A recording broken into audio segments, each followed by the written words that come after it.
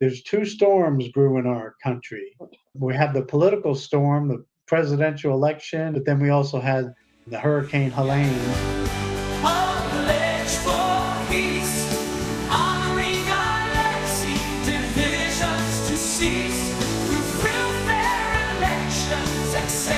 And what does that mean? How can we weather the storm? I've got my buddy here, started off as a plumber with me, helping me through a lot of things here in my home. And then later find out that he is a medical assistant. He's an advisor for disaster. He has his son that he's been caring for and a very strong community advocate. I started out mentoring children, young men out of Inglewood and areas like that who everybody had forgotten about. We taught them how to write essays, and we set up stock market competitions with them just to teach them things they normally wouldn't learn. And then so we ended up about 800 boys. Every year we had a summer camp for a week. We slept in log cabins, and some of them had never been out of their neighborhood. So that was really something to them. I traveled around the country talking to people.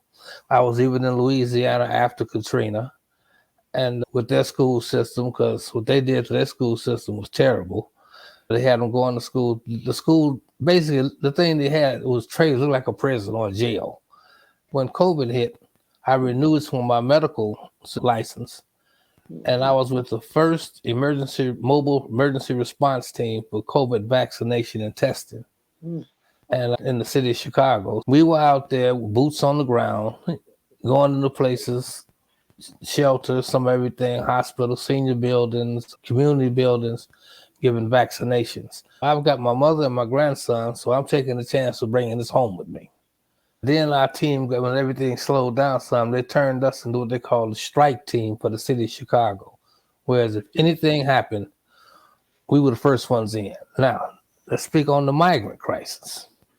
We were just spending time with them and giving them whatever they needed, the information they needed. We have a really awesome organization called Braver Angels. We're networking with them. We're going to see their video. What they've done for 7 years is brought together Democrats and Republicans, conservatives and liberals, get them to sit down and be discussed, because so much of the division is because we just don't know each other. We want to reduce that polarization, bring people together. To be part of the solution and turn the tide on the toxicity. In this election season, a hopeful alternative is possible. There was so much grace and room to listen to one another. We didn't really discover these people until just last week. And we said, my goodness, there's somebody doing just what we're attempting to do. The debate last night, vice presidential, was, in my opinion, was much, much better than the Trump-Biden debate and the Trump-Harris. They actually respected each other. And that was very encouraging because people were a little depressed after the first two debates.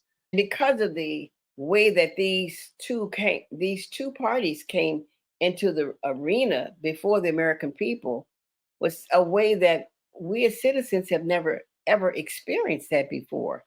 I enjoyed it. I watched it. Mm-hmm. This year was the first year I ever watched the debates. I've never paid attention to them. Oh, my family was deep in politics. I stayed away from them. There was all of them in here in Chicago. I don't like the conflict. I was thrown into that arena when I was married, the political arena. I didn't really care for it because it's a facade. They put on these shows, if you will, for the American people, and we just have to accept it at face value at what we see. She was in New Orleans during Katrina. There was another political climate, how the politics played in New Orleans in that hurricane. Why does it take disasters like this or 9/11 to really pull the community, the American family back together? When disasters hit, people do tend, the best of people comes out, but the worst of people could come out as well. But more and more, the best of people come out helping your neighbors and helping those in need. One thing interesting about Katrina, just when you mentioned governance, that was such a disaster that FEMA, the whole country, revamped everything. They started pre-positioning a lot more supplies. We were totally caught off guard. And the governance in both Louisiana and on a federal level was pretty atrocious. In fact, this is where I swing over to Dion, my niece, who is in California, and she has made a reputation for herself as one who bridged relationships between parents and teachers. She's also a survivor of Katrina, that hurricane. I'll start the year before that gave us to move the way we moved for Katrina.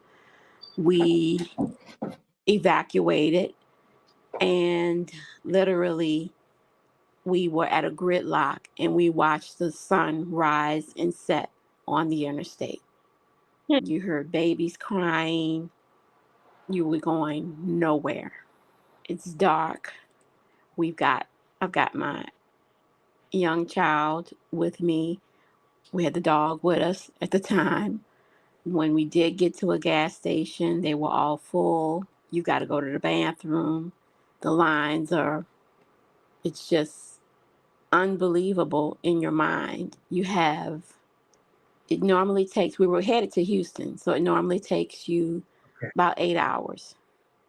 When Hurricane Katrina, when it came time to pack up, if you will, I was headed to work. We had not made a decision yet whether or not we would leave. I went to work and they started sending out the notices saying, first of all, I stopped and got gas. The memos start coming in about moving stuff off of the floor and preparing to leave campus. We were in, our particular office was in a basement area. I was at Tulane University at the time. Computer equipment had to be moved up as far as we could manage. Picking up my child from daycare, because at that point, schools weren't closed. We knew that we needed to make a decision before the storm got to us, before that window. We made a decision to leave, moving stuff up as best we can, figure out what are we going to take. We decided to take one vehicle rather than taking them all. Just all these things that go through your mind. Make some sandwiches for the road. And they laugh at me even till a few years ago. That's a Louisiana thing. That's To make the sandwiches for the road. Literally, all of that came in handy because you don't know what the road is going to have in store for you. Yeah. Take pictures in the house of each room. You take your important documents, of course, your insurance. Were you experiencing anything with the winds? Was there anything happening that Nothing alluded to you? calm, sunshine. It doesn't look like anything. That's just typical. Mm-hmm. Typical weather. It looks like nothing is about to happen. Did you get caught into the thick of it? How was that? How long does it take for you once you've gone through this to really get over that? When is it over? I don't know if it's ever really over. Just seeing those pictures just now was triggering. I don't watch it. It's upsetting. Because I've been there, and after leaving, after that, we moved to Baton Rouge after Hurricane Katrina. We moved to Baton Rouge. In Baton Rouge, they had the 100-year flood. It hadn't flooded there in 100 years. We were in that total loss again. Wow. Okay, just to put things in perspective. I can't, going back into the aftermath is just like experiencing death. You lose a loved one. You don't feel like you just lost your house. You lost your community. You lost your family, everything, because everybody was dispersed. The community, the family that you did have there, everybody is gone in all different directions. Not to mention the memorabilia that you had, the pictures that you had of your family. All of that is lost. Things that may have been passed down from generations Mm. is now gone. In my mentally, I don't have a hold on things the way I do. I have switched to bonding more with the individuals that I serve and really trying to make a connection with family Mm. and not so much holding on to things. It's like you had to walk down a 3-foot area to get through because there were mattresses on the floor everywhere. And this was a warehouse, a multi-story warehouse. So that's basically what I dedicated myself to, is helping people that be in need. We were out there mobile. We were never in the same place every day. We were somewhere different every day. You know, we were at O'Hare when they were bringing them into there. We would check them there. I gave this to all the parents. Names, information, contact persons, and everything, medications. Get together so we could get what's called the CERT team, and the government will come in and train the people in the neighborhood in case of a disaster. If you get at least 8 to 12 people, they'll come in and train them. I've been trained in mental health first aid. I'm a mandated reporter, of course, infection control. They have these little things called fire safes, and they're look like little suitcases. Everybody should have one of those, and you keep your important documents in there. Therefore, if it's time and you have to leave, you just grab that fire safe. They have locks on them, and that's it. You got everything right there. In other words, be prepared and be ready. Most people don't understand that when you're prepping, and just in case something happens, you don't buy perishable food. You buy, if you don't eat it, I'm sorry. You buy stuff like Spam, potted, and things like that. You don't. I've seen people talking about they preparing to get snowed in, and they go buy a bunch of meat. It's what if electricity goes out? What kind of food should we have to prepare? You should definitely have canned food. You got to have meat, your tuna fish, like he said. If you eat Spam, those little Vienna sausages, stuff that you would normally eat. We had a power outage over here, and it lasted, I think, 3 days. I had lights all through the house. What about the refrigeration? Just leave it closed, because if you open it, every time you open it, the coldness, the heat goes in there. It's just eat off the shelf, get you some beans and cook you some. I even have portable stoves that run on butane. And the grill, if you had grill, you just go out and grill everything. You can light that grill and put a skillet on it and cook breakfast. Yep. Canning used to be an art every family knew how to do back in the day. That would be a good idea to teach people how to do modern day canning, because you can meats and vegetables and stuff that last you for 10, 15, 25 years if you do it. Valuing that time with family. We don't take time and value the preciousness of and the value of each other. Absolutely. You don't have neighborhood. The family doesn't sit down at 5 or 6 o'clock and eat dinner anymore. Okay. See, people don't understand that it's the little things that count. You have to be prepared because you never know what's going to happen. So I tell folks, what are y'all going to do when the internet goes down? Because it's going to happen. That's something. How do we communicate? I have radios. My brothers have them. The ham radios. Exactly. It just make you more mindful. That will keep you pretty busy because we were a close-knit family, but once that disaster struck, that was no more. It just really shifted my mindset to just be more intentional about and making family a priority. Yes. Yeah. This principle here says that shared humanity over politics encourages transcending political divides to focus on shared human values. We've got to bring those human values into the politics.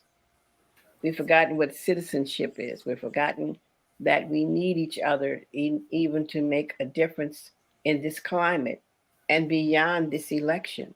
One of the things I noticed with Katrina that I know would have made a difference is if they understood the power of block clubs, having that phone tree. New Orleans was very just loose, very loose. You had tight communities, but we were just floating. We weren't accountable in a way to, hey, if something happens, have a phone tree.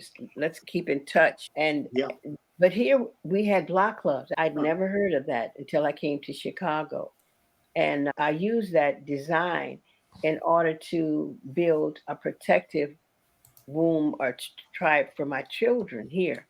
So we want to be able to come together and teach each other and share this information because we do need each other. We're created for each other. I'm listening to this young lady talk, and I'm looking at how traumatized she is from Katrina. But at the same time, when I would be talking to people, I would tell somebody, we would have conversations, and somebody said, that was nothing. This happened. Hold it. You could have a person that trauma affects people differently. Yeah. You never get over it. Okay. It's just what I have done is you make peace with it. It's different levels, and you might have somebody that could be traumatized because they lost their phone.